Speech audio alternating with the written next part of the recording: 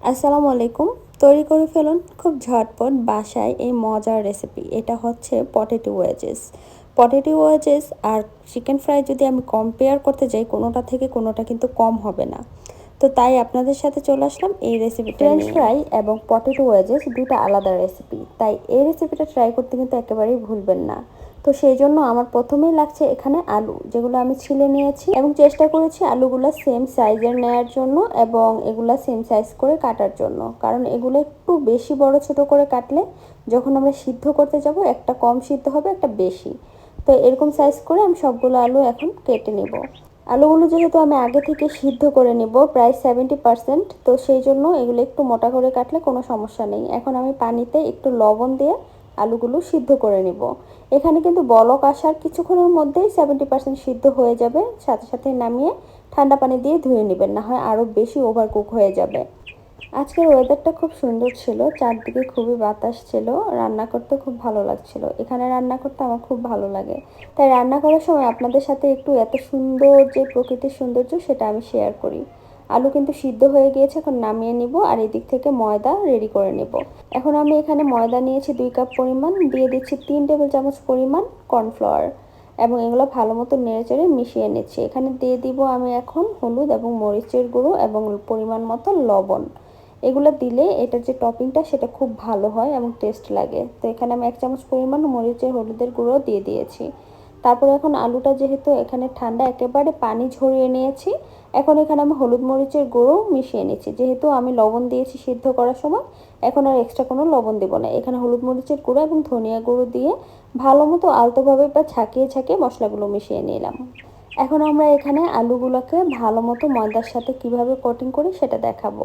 তো এখন এখানে ময়দা নিয়ে নিয়েছি পানি এবং আলু নিয়ে নিয়েছি, সাথে নিয়েছি একটা ডিম, যেটা আমি ভালো মতো ফেটিয়ে নিয়েছি।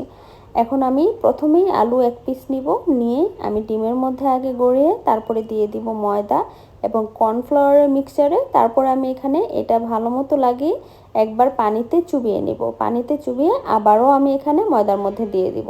হয়ে যাবে ঠিক এভাবেই কিন্তু প্রতিটা আলু আমরা কোটিং করে নেব। তো একটা আমি আপনাদের দেখিয়ে দিলাম, এখন সবগুলো আমি এভাবেই করে নিয়েছি। আপনারা চাইলে আলুটাকে আরও একবার পানিতে চুবিয়ে ময়দায় কোটিং করতে পারেন, তো আমি 2বারই করেছি। এখন আমার এগুলো ফ্রাই করার পালা।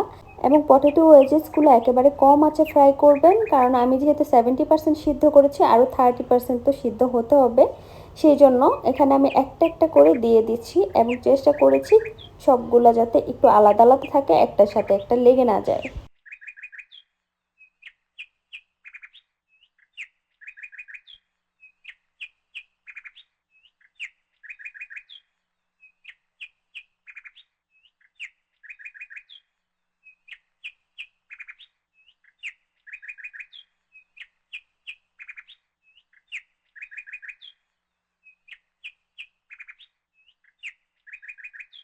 এখনও একটা পাশ হয়নি, তারপরও একটা পাশ উল্টে নিচ্ছি। এভাবে উল্টে পাল্টে কিন্তু ভেজে নিতে হবে পটেটো ওয়েজেসগুলো, এবং যখনই ব্রাউন কালার হয়ে আসবে তখনই বুঝবেন যে হয়ে গিয়েছে।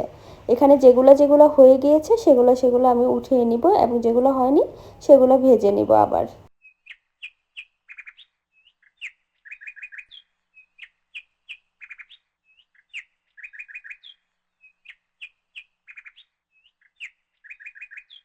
কি পরিমাণ যে মুচমুচে হবে এই পটেটো ওয়েজেসগুলো, আপনি না বানিয়ে খেলে বুঝবেন না। এখন আমি সবগুলো পটেটো ওয়েজেস ভাজার পরে ভালো মতো সাজিয়ে নিচ্ছি। প্লেটের মধ্যে সাজিয়ে আমি এখন দিয়ে দিব এখানে প্রথমে মেয়োনিজ। আমি এখানে দেওয়ার জন্য গার্লিক মেয়োনিজ বানিয়েছিলাম, বাসায় তৈরি করেছি। এখন এখানে সুন্দর করে আমি মেয়োনিজগুলো চারদিক থেকে দিয়ে দিলাম এবং দিয়ে দিব উপর থেকে সস, এবং গার্নিশিংয়ের জন্য আরও একটু সৌন্দর্যের জন্য দিয়ে দিব এখানে গাজর গ্রেট করা। এখানে মেয়োনিজটা না দিলে আপনি এই খাবারের স্বাদটা একেবারেই বুঝতে পারবেন না। সেই জন্য অবশ্যই মেয়োনিজটা বানিয়ে নেবেন বাসায়। এবং এখানে আমি গাজর দিয়ে দিলাম উপর থেকে, দেখতেই পাচ্ছেন দেখতে কতটা সুন্দর লাগছে। তো আশা করি আপনারা এই রেসিপিটা বানিয়ে খাবেন বাসায়, এবং আমাকে অবশ্যই একটা কমেন্টে বলবেন যে আপনারা কে কে এই রেসিপি দেখে বানিয়েছেন এবং কেমন লেগেছে। আর এই পটেটো ওয়েজেস কিন্তু আমার বাসায় একটা হিট রেসিপি।